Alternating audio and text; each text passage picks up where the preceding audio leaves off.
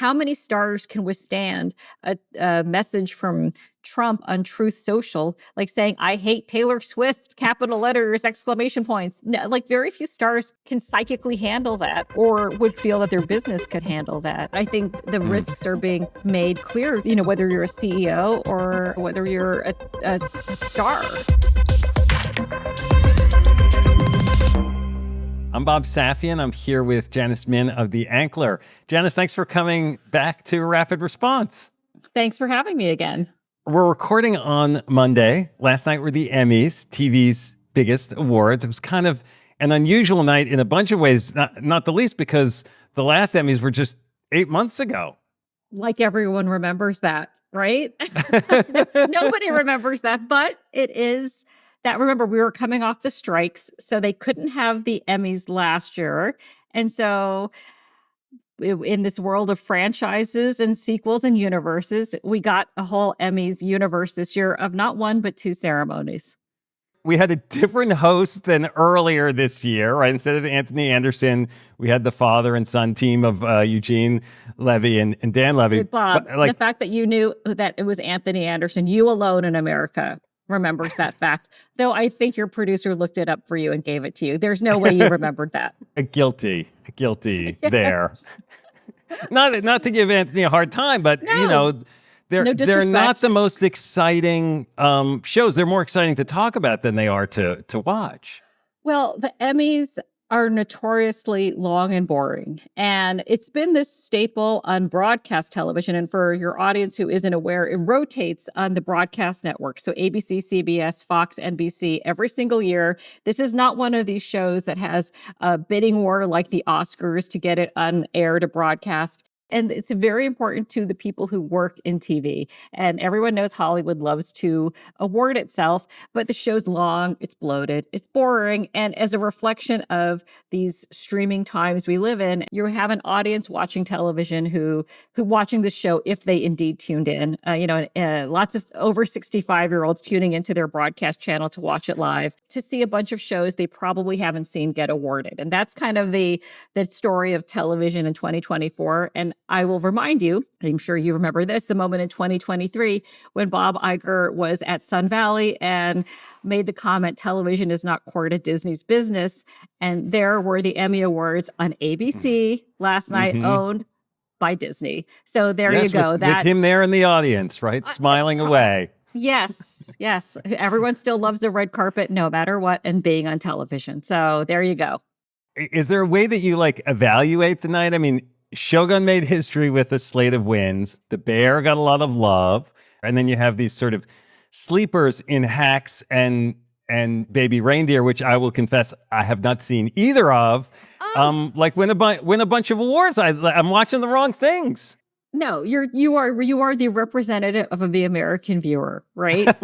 I mean, what's a mass show? If they could award NFL broadcasts, that would be something that maybe would please the crowd. And so what's the takeaway? So I think from a business perspective, it's a little bit about the shifting tides of who's doing well in television right now. And no matter how sort of meaningless and empty, and they'll all tell you awards don't matter, blah, blah, blah. They all care about the awards. And part of it is just the bragging rights and the narcissism of Hollywood, of course. But a bigger part of it is you want to prove that you are a home for the best creators in town. And if you can't attract the best people in town, then you aren't going to have the most swings at bat. So let's just talk about FX for a second. So FX, which made Shōgun, Shōgun was this enormous swing. It was 10 years in development.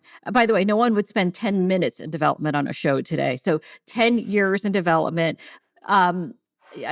largely Japanese language, unknown to Americans cast. And it was the dedication of the creative executive in charge of FX, John Landgraf. The Bear, which did not take home the big prize that it was in contention for of best comedy. And, remind me how many times you laughed during The Bear, like 0. And they made the unusual move of submitting as a comedy, and they lost to Hacks. And so there's some applause in town today, like, you can't trick our categories. You weren't a comedy. But the thing that I think is important for listeners to think about is that you're not going to see shows like this for several years now. And that's because the industry in the last 2 years has changed to the point where this idea of prestige television right now is like a dirty word. Like, ew, like we're not going to make these big swings and spend all this money to make up your precious show. Like, no, we need either like crazy huge swings on known IP,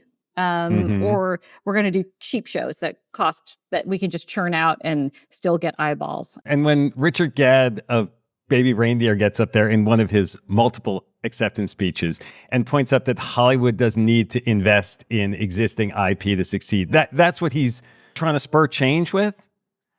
Yeah, this is not dissimilar to, if you recall, at the Oscars when Cord Jefferson, the writer of American Fiction, got up and made a speech and said, instead of doing, I'm going to mangle this a little bit, but instead of doing, one $50 million project, do 10 $5 million projects and Hollywood will be the better for it. Granted, he's saying this is the person whose project was financed by Amazon MGM. So take that as you will.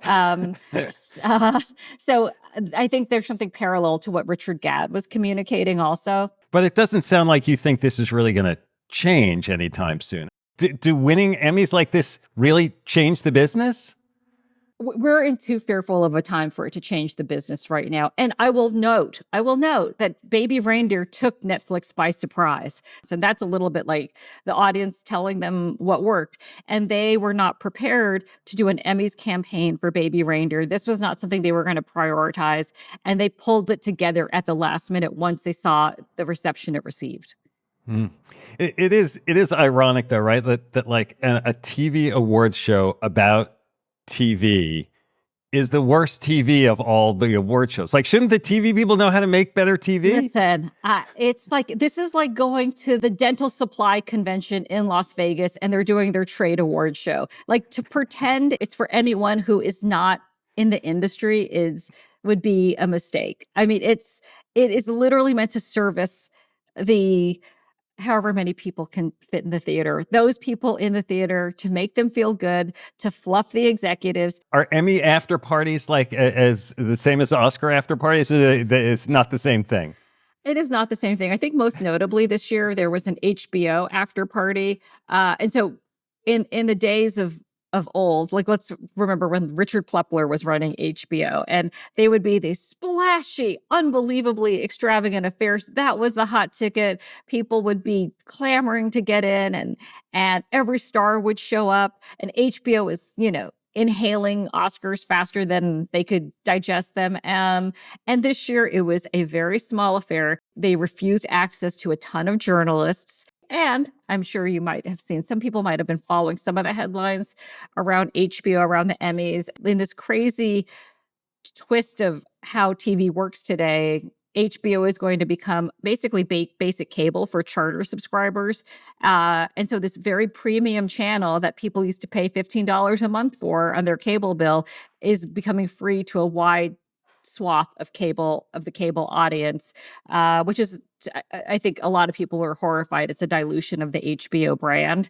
But HBO, its dilution began when Discovery and Warner Brothers merged. And so the big it's show confusing. Like what's HBO, what's Max? Who knows? And the thing with HBO, the big show they have coming out is The Penguin, which is a spinoff of like the DC universe of superheroes, which makes a lot of people throw up, even though I think it's supposed to be good. But, that's a far cry from The White Lotus or Sopranos. It's leveraging IP again. Leveraging IP. But just to hammer that point home, in terms of Emmy nominations, HBO used to be the big daddy. Like they would get all the Emmy nominations. And this year, I think it ranked FX, Netflix, then, HBO, maybe a distant third. Richard Plepler's HBO, they wanted to kill Netflix every single day. And if they killed them once a day, it wasn't enough. And so that sort of fierce competition ended. And if you're following this game at all, David Zaslav even went so far recently to start selling HBO programming and Warner Brothers programming back to Netflix, which felt like the game had been won by Netflix in the end. Mm-hmm. Yeah. Which, in point of fact, as we've talked about before, is true. They are winning. Correct. Yeah. It's not perception, it's fact at this point. Yeah. Well, I've got you here. Got to talk about Taylor Swift and her endorsement of Kamala Harris, which sort of set off a media frenzy, and then Trump posts in all caps, "I hate Taylor Swift." Can you describe Taylor's first endorsement post and your reaction to it?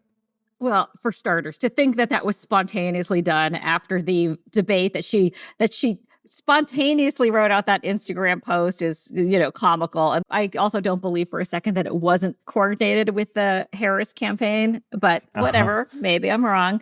She talked about that she watched the debate. Her decision was made. She was distressed by the fake AI endorsement that had come out, where someone had created her endorsing Donald Trump, and Donald Trump had posted it on Truth Social. And then, of course, her ultimate trolling signature on the whole Instagram post was signed from a childless cat lady.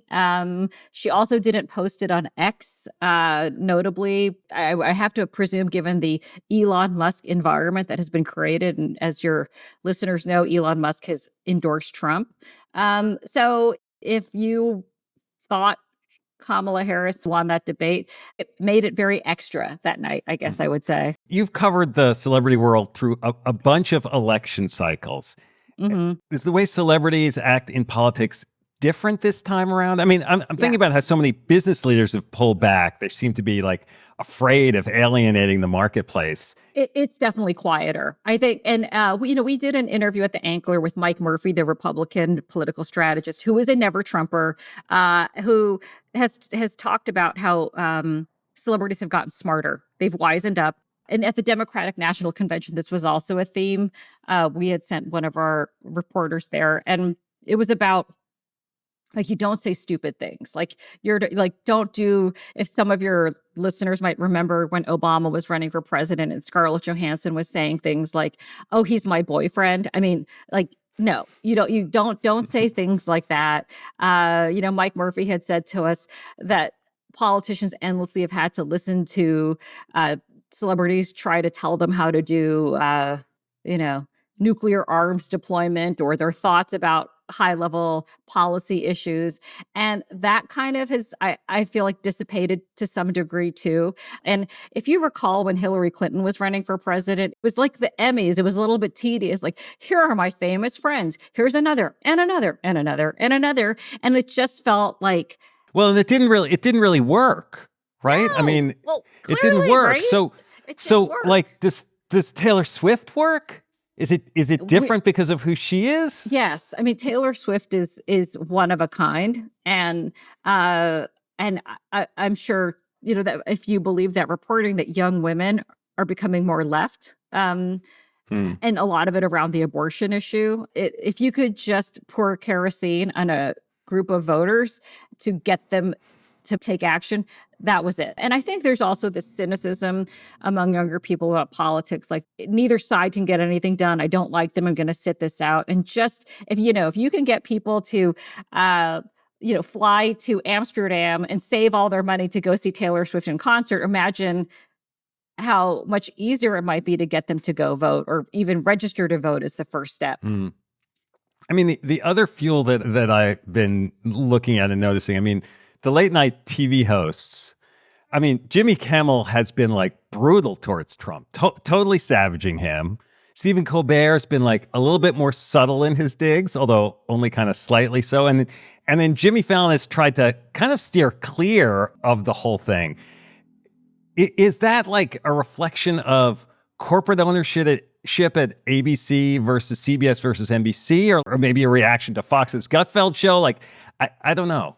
I suspect that somewhere that these conversations are happening all the time. There's whatever the number is it 40 million people who love Trump and are immovable, right? That you, why would you leave off half, 48% of the population?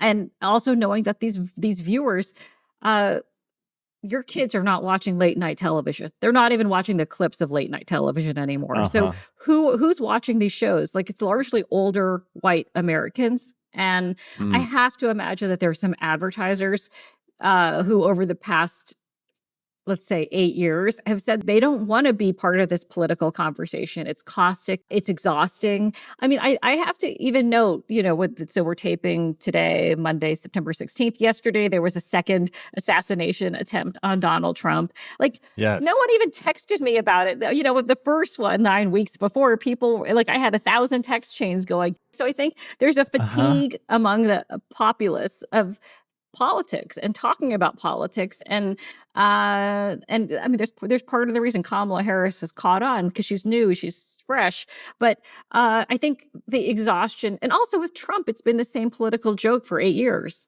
I mean, the story really doesn't change, and you saw Kamala Harris able to exploit those things incredibly well on the debate stage because she's been training for this for 8 years. She knows all his ticks. Like, the crowd size joke is still going. There's an impression that like Hollywood and the celebrity world is sort of more democratic, more anti-Trump. Does the media underestimate celebrity support for Republicans, for Trump, or is it really like that much of a one-horse town?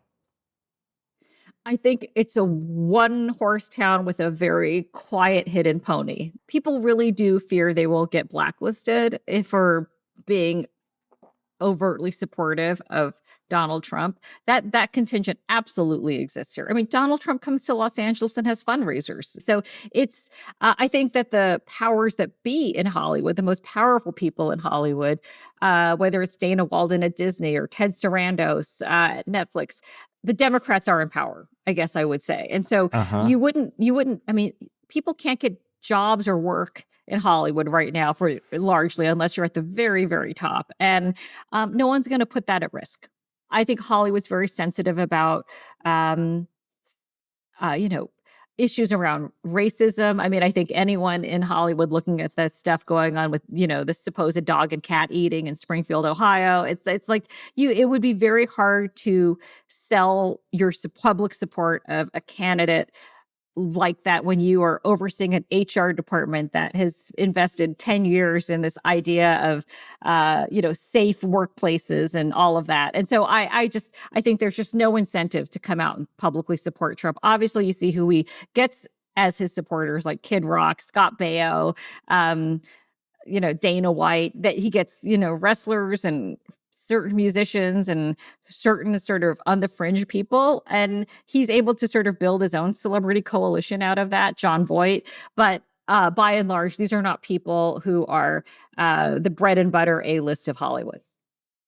You also see celebrities who kind of refuse to say who they're supporting. I mean, I'm thinking of the hubbub around Patrick Mahomes, the Chiefs quarterback, like his wife, I guess, maybe made some posts that people said sounded like she supported Trump, and then he's declining. And, people are saying, oh, he doesn't want to cross his wife. And I'm just thinking, he doesn't want to cross his sponsors at State Farm, right? I mean, isn't that really what it's about? Already Taylor Swift and Travis Kelce had become subjects of like crazy conspiracies and QAnon and all this nutty stuff in the last NFL season.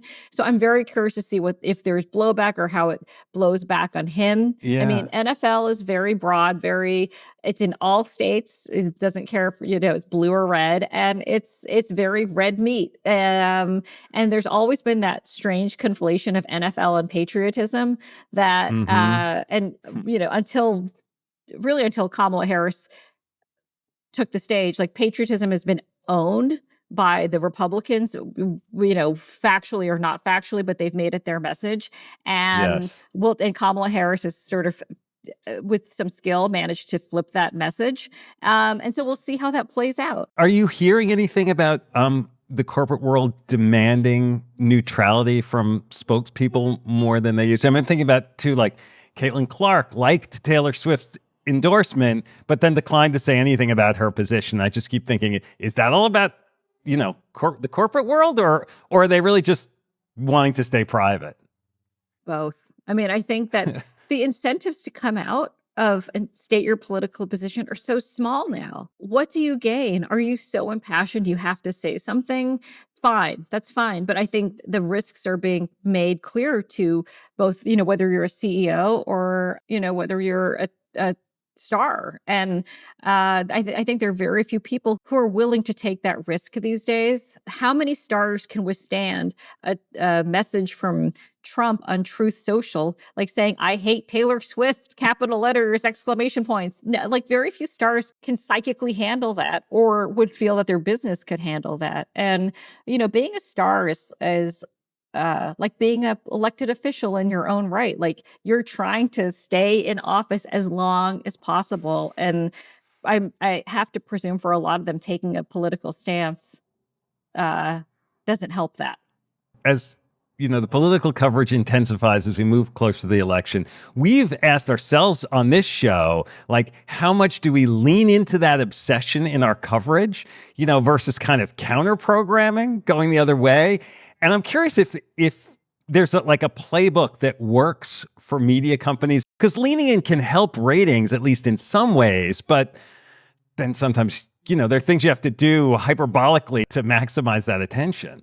I always feel like fish where the fish are. People are obsessed with it. And I think that in the way that in 2015, when Trump was running for president, politics became the new entertainment. I would say this summer, when you have, George Clooney and Brad Pitt's movie on Apple TV being taken out of theaters and sent direct to streaming, like we have a new star system this summer. And to lean into it. And it just speaks to the point that you can't fabricate stardom in the way that it was maddening for some people to see Trump capture the imagination in 2015, 2016, that you're seeing that with Kamala Harris too. That's something you can't fabricate. And I think the problem that we were seeing with Biden is that he did not have star power. He didn't have star power in 1976, and he did not have star power in 2024. Well, we weren't sure that Kamala Harris had star power, certainly 4 years ago, but she does now. It's so crazy. I think some of it is like, how do you meet the moment, right? So I'll use some Hollywood analogies here since I'm your Hollywood person today. So let's talk about like the actor Glenn Powell, who was like a sort of a solid working actor. You didn't know his name. And then suddenly he became the biggest thing in the world in his 30s. And that's very unusual. And so that's someone just hitting for some reason at a certain time. Well, this is the thing that makes people in LA also lose their minds, right? Like you see these people become famous and you're like, but why? What? How did that happen? And I would say the same goes for television shows, for movies. Like, why that and not this? And it's one of the last unexplainable things in a world that's trying to game the system with algorithms and recommendations. And to have an intangible left in the world is sort of fun and like sort of crazy making. Did you ever think a politician from California, from San Francisco, a woman of color, capturing the nation's imagination and having a horse race in swing states? That to me is, again, sort of the thing that makes politics or Hollywood so engaging. You just don't know where the star is going to come from. And she was considered the worst VP in modern history to now the best presidential candidate in modern history. It is, you cannot make this up. I cannot wait to see how history looks back on 2024. Well, thank you so much for doing this, Janice. Always great to chat. Talk to you soon.